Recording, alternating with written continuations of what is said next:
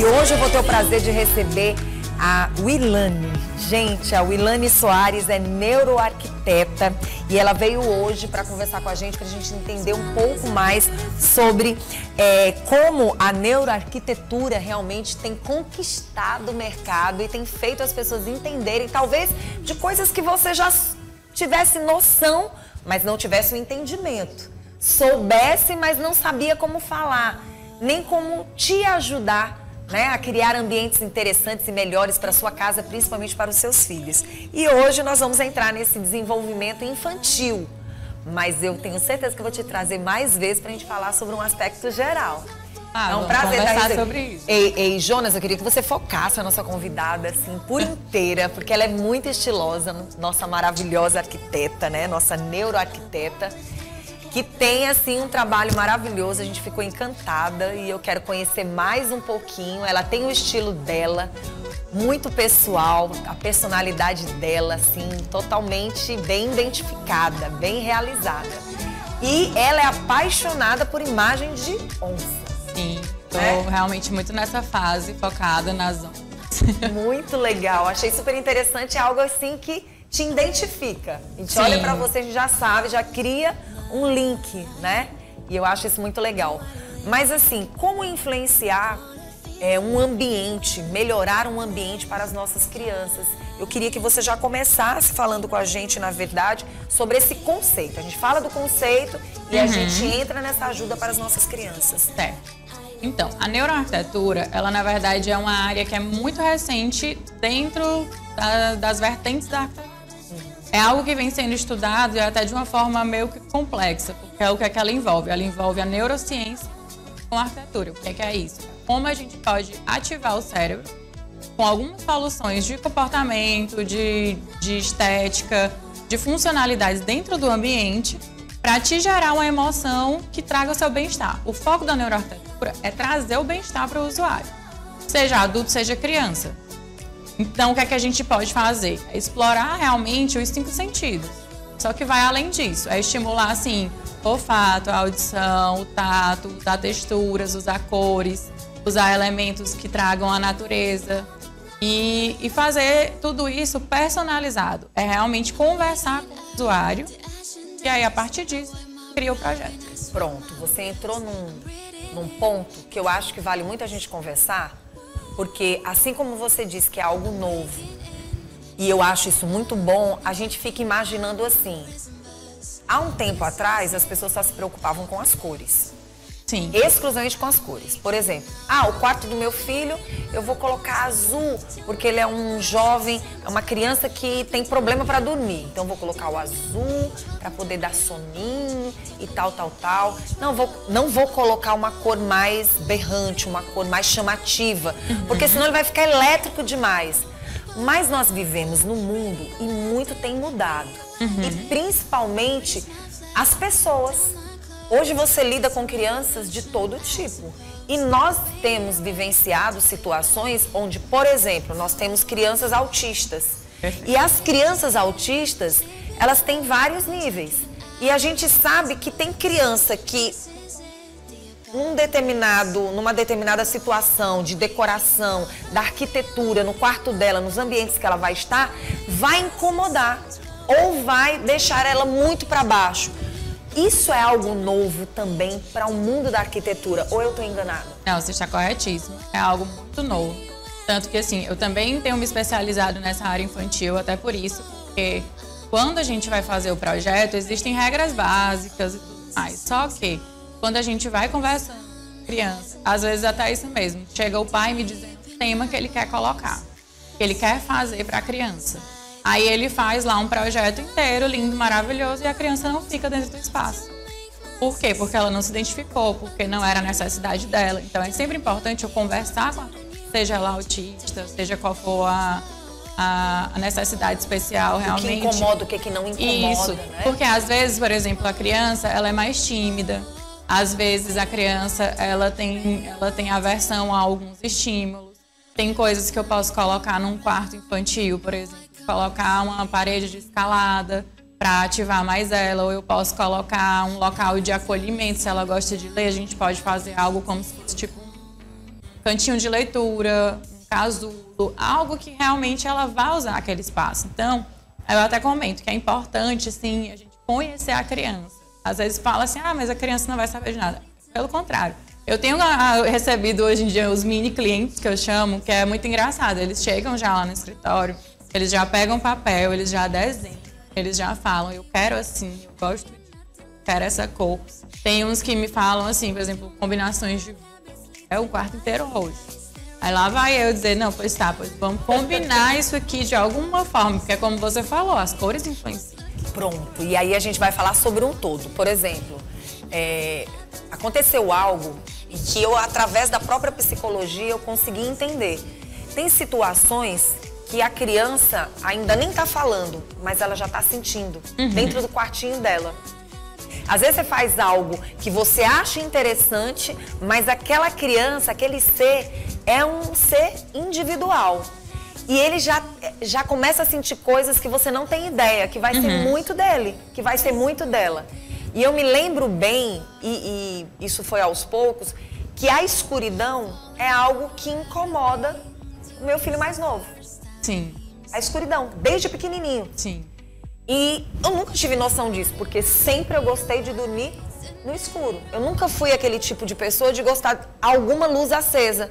Pra mim, pra dormir, tem que ser tudo desligado. E aí, quando você fala da neuroarquitetura dentro da personalidade das pessoas, até isso tem que ser analisado. Por exemplo, um bebezinho, mas ele já tá sentindo. Aí ele vai crescendo um pouquinho mais, tem seus 3, 4, 5 anos. Aí a gente vê a parte da decoração, a parte da iluminação e a parte das cores que influenciam na personalidade dessa criança, né? Isso pode parecer não tão grande, mas pra mim é gigantesco e é importantíssimo, porque aí entra o lado lúdico e entra o lado afetivo, né? Tem muito isso, realmente, da gente fazer essa combinação perfeita. Como é que eu costumo fazer? Sempre eu analiso a idade mesmo da criança e como ela está se desenvolvendo.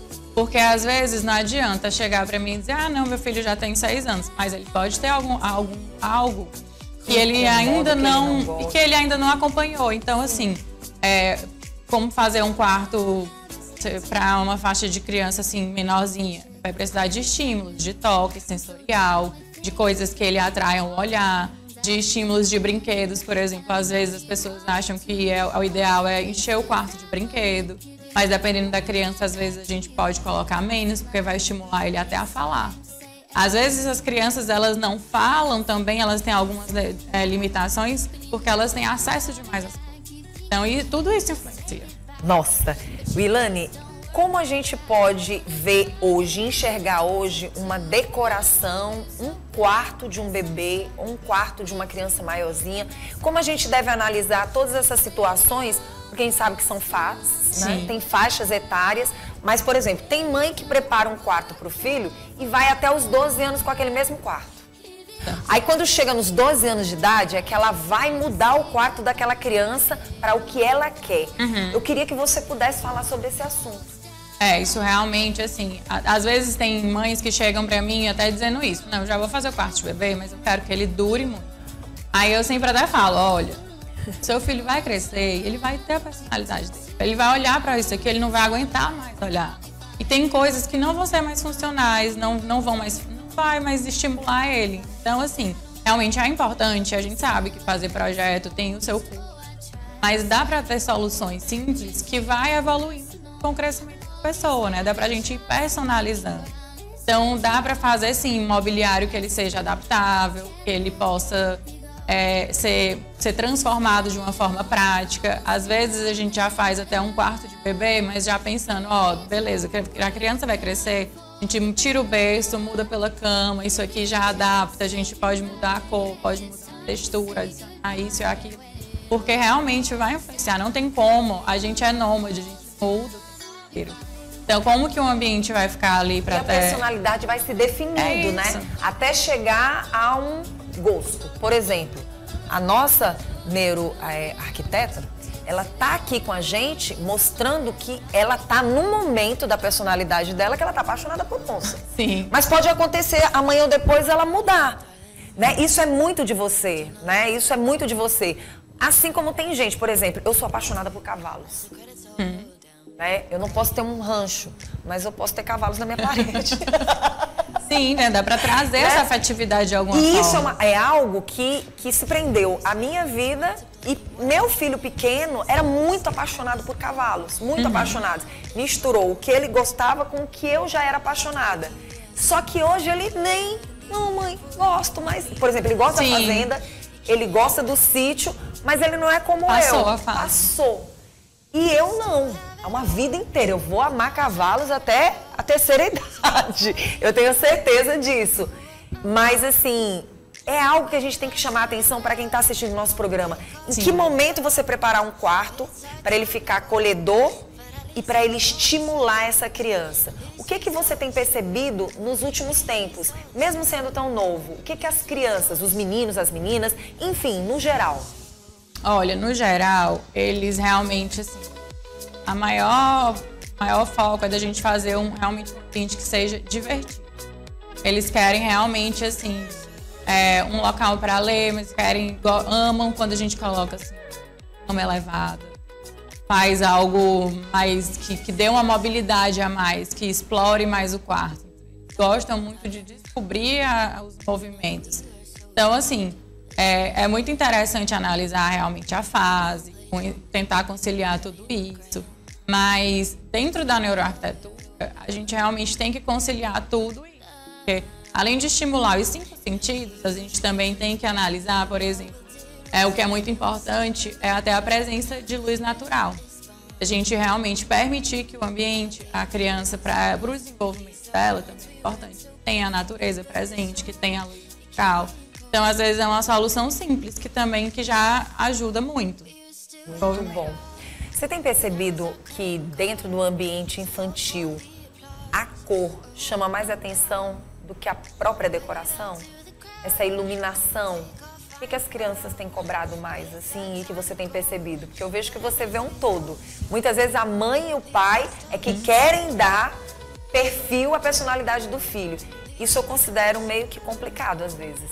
O que eu costumo até dizer, quando é um quarto de bebê, o quarto é feito para a mãe, feito para o filho. Verdade. Até eu digo, você que vai ficar lá as noites todas, você que tem que escolher o que é que você quer ver por esse período. Quando a criança já vai se desenvolvendo, 1 ano e meio, ela já começa ali a ter os traços de personalidade dela, já começa a ver o que gosta. Aí já dá para você ir realmente adaptando. As cores em si, realmente, é uma solução que é a mais fácil de se transformar. Então, por isso as pessoas abusam mais disso. Só que às vezes elas não da forma correta. Não é porque, às vezes, é a cor da moda e quer usar a cor da moda. Às vezes, quer aplicar de uma forma mais intensa. Por exemplo, as pessoas, elas são acostumadas a quererem fazer ambientes infantis e usarem as cores primárias. Usar o amarelo, o azul, o vermelho. E não é assim que funciona. Pelo contrário, essas cores mais fortes, elas estimulam as crianças de uma forma, e principalmente se é um quarto, o ideal é ela relaxar, ela dormir. Então, as cores menos saturadas mais vão favorecer. Iluminação, desculpa até, mas iluminação é algo que também eles gostam bastante, principalmente quando eles conseguem controlar. Porque como você falou, por exemplo, seu filho tem medo do escuro, não só ele, a maioria das crianças, elas têm crescido dessa forma.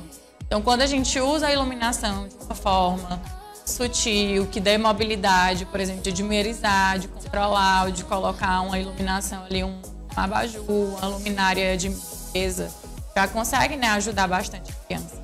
Muito bom. E aí a gente chama atenção para várias partes, vários cômodos da casa, né?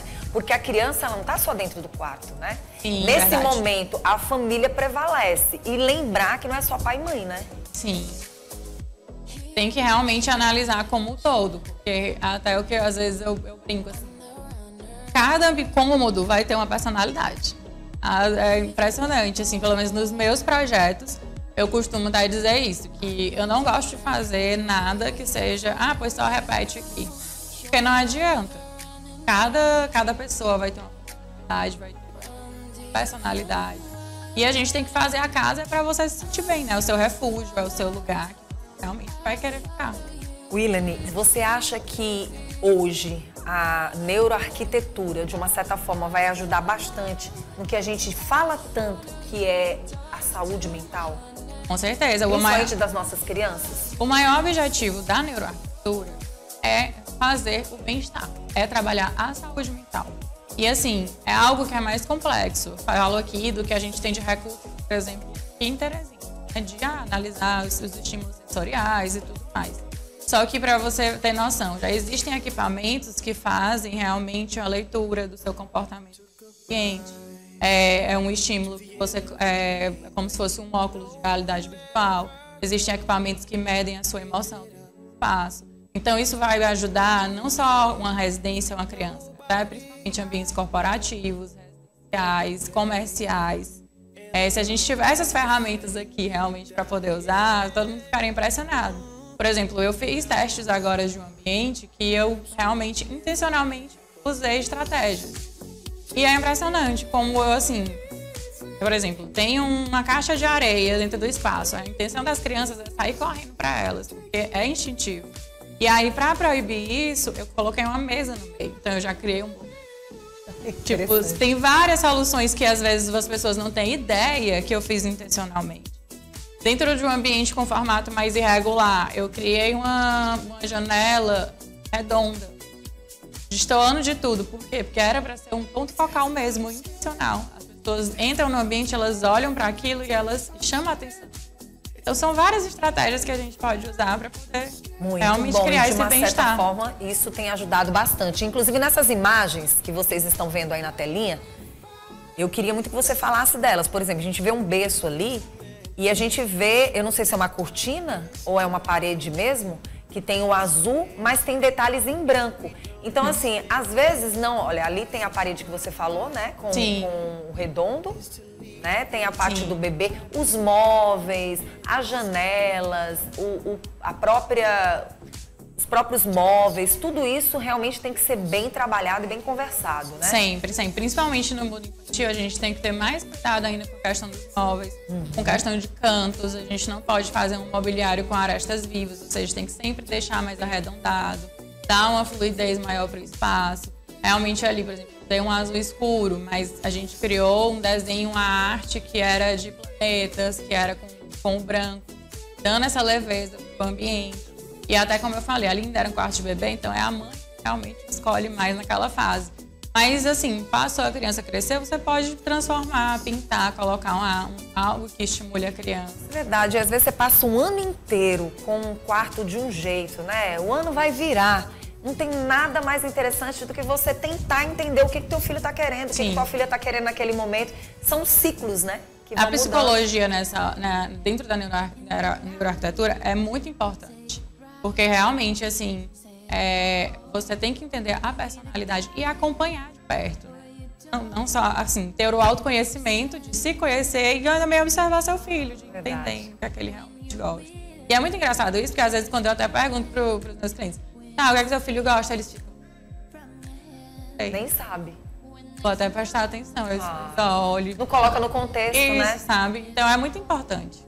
Muito bom. Foi muito bom conversar com você. Quero te trazer mais vezes. E assim, a gente pode até depois fazer um trabalho. Tô aqui com o meu diretor aqui, que ele vai liberar uma equipe pra gente, colocando ele numa situação, pra gente ir pra um local, de repente, você detalhar os espaços. Quem sabe a gente levar alguma criança e a gente poder mostrar esse outro lado. Eu acho que é bem interessante. Gostei de você aqui. Estou à disposição e a gente pode marcar. Tá bom. Quem quiser entrar em contato com você, como é que faz? A gente tem o nosso Instagram, que é @wi.arquitetura. Muito bom.